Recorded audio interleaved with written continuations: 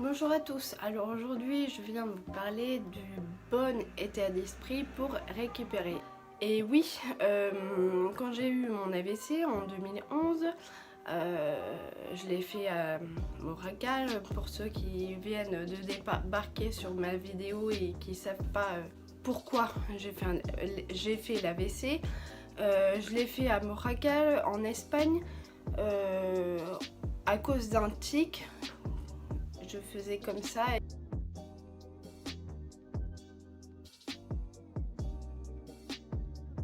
Le sang n'est pas passé dans mon hémisphère gauche et j'étais paralysée du côté droit. Et j'ai pas encore récupéré tout mon côté droit. Regardez, je peux pas bouger la main à part faire ça, mais il faut que je me force. Mais je travaille mon bras, je mets toute ma concentration sur mon bras, je vais progresser.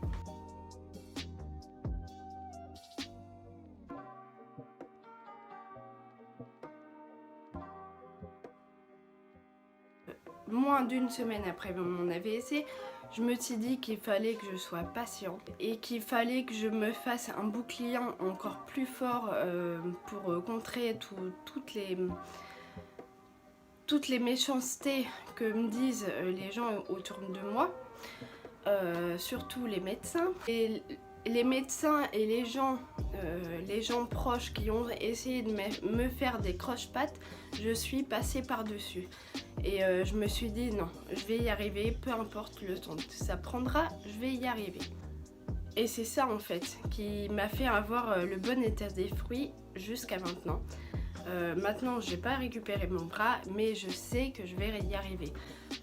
Même si deux de mes médecins m'ont dit au bout de 2 ans vous ne récupérez plus. Mais vous savez ce que ça fait à un patient de lui dire ça? Ceux qui n'ont pas l'aphasie, parce que j'ai encore l'aphasie, même si une femme m'a dit bah non, l'aphasie c'est quand tu es complètement muet, mais elle avait pas l'aphasie, donc comment elle pouvait savoir? En 2007, dès que je me suis fait opérer du syndrome Gilles de la Tourette, ce qui n'a marché que 3 mois.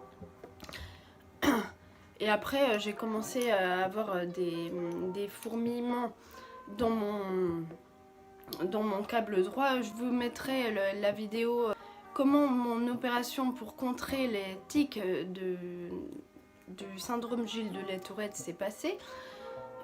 Parce que je pense que vous ne devriez rien comprendre si vous ne l'avez pas vu. Je vous raconte rapidement. Il m'a mis des machines là et là, des neurostimulateurs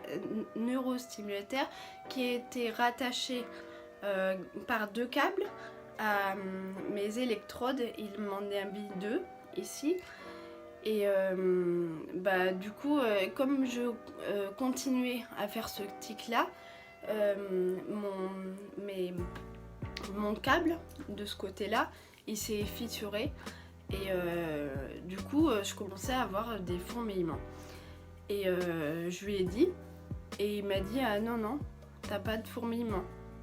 Mais j'ai dit bah j'ai la machine en moi et je vous dis que j'ai des fourmillements. Et c'est pas parce qu'il avait plein de connaissances et que moi j'en avais aucune. J'ai fait un bac L, alors il me prenait pour plus bac terre. S'il traite comme ça la majorité de ses patients, bah, s'il n'y avait pas de patients, il n'y aurait pas de travail. Et au bout d'une semaine ou 2 semaines après, il s'est rendu à l'évidence. Il avait une grosse machine pour régler les neurostimulateurs. Il m'a dit oui, effectivement,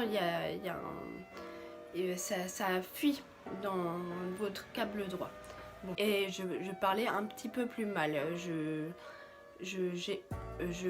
perdais plus de mots que d'habitude. Et il m'a dit, il a dit à un de ses collègues, Alexandra a de l'aphasie. Donc je lui ai dit, et donc elle a essayé de me faire un croche-patte, mais je suis passée par-dessus en me disant bah non, c'est pas possible. Je lui ai cherché la définition sur internet et elle s'est rendue à l'évidence. Elle a dit ah oui, effectivement. Bah oui, effectivement, moi je te le dis.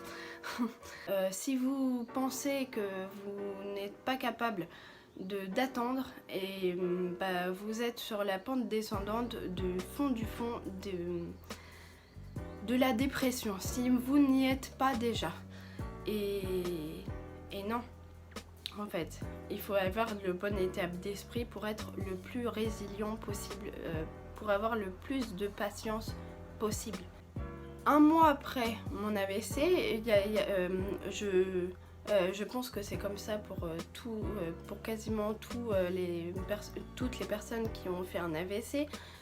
Je pouvais pas manger parce que j'étais restée 24 heures à peu près sans traitement parce que j'avais fait mon AVC dans la nuit.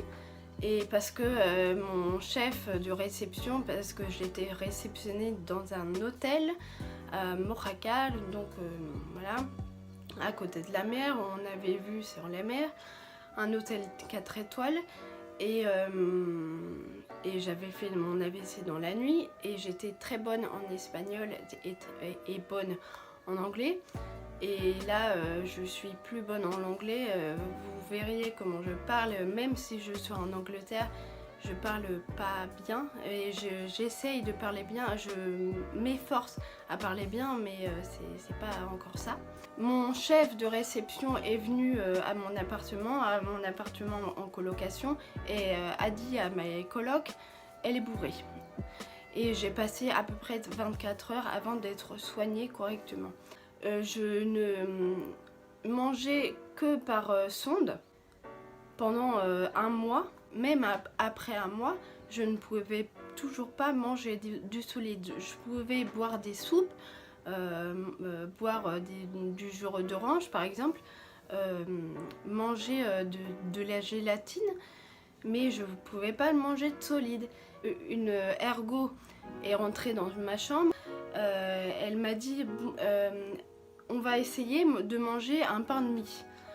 Et j'ai essayé de le manger et j'arrivais pas à avaler. Elle s'est dit bah elle ment, il n'y a pas d'autre solution, elle ment.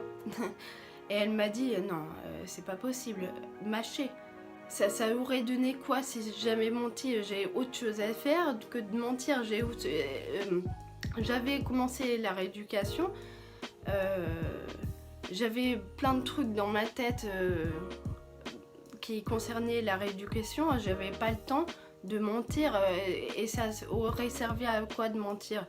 Ça aurait servi à me rendre intéressante pour que l'ergo s'occupe plus de moi? Bah non. Et je m'en fous de ah mais tu sais les ergos ont plein d'heures de travail. Parfois et pète un câble, mais péter un câble devant les patients alors qu'on a besoin d'être rassuré. Pareil pour les médecins qui n'ont pas de tact et qui disent la vérité, que la vérité, juste la vérité, c'est pas possible. Bah avant que un de mes meilleurs amis du lycée commence et choisi de diriger dans des études d'infirmier, qu'il y avait peu d'infirmiers et il était conscient de ça. Donc je suis désolée, si elle n'est pas capable de faire bien son métier, elle se redirige vers un autre métier, une autre voie. Oui, mais c'est difficile, tu sais, ça prend du temps.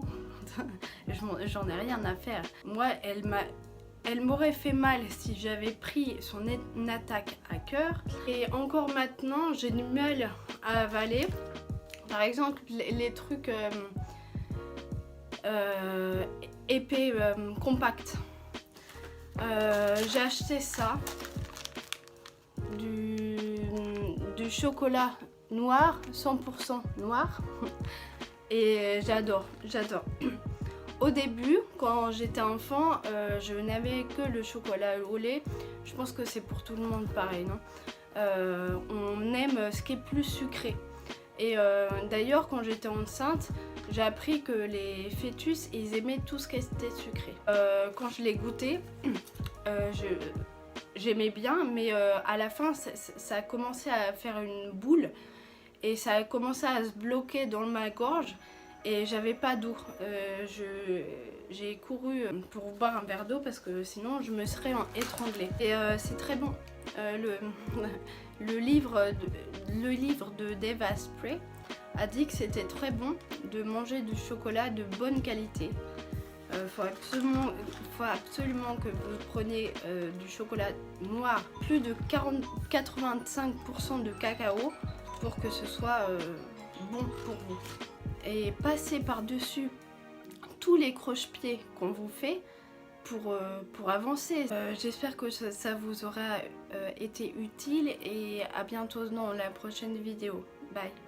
Et ayez un bon état d'esprit et dites-vous que vous allez y arriver. Voilà. Bye.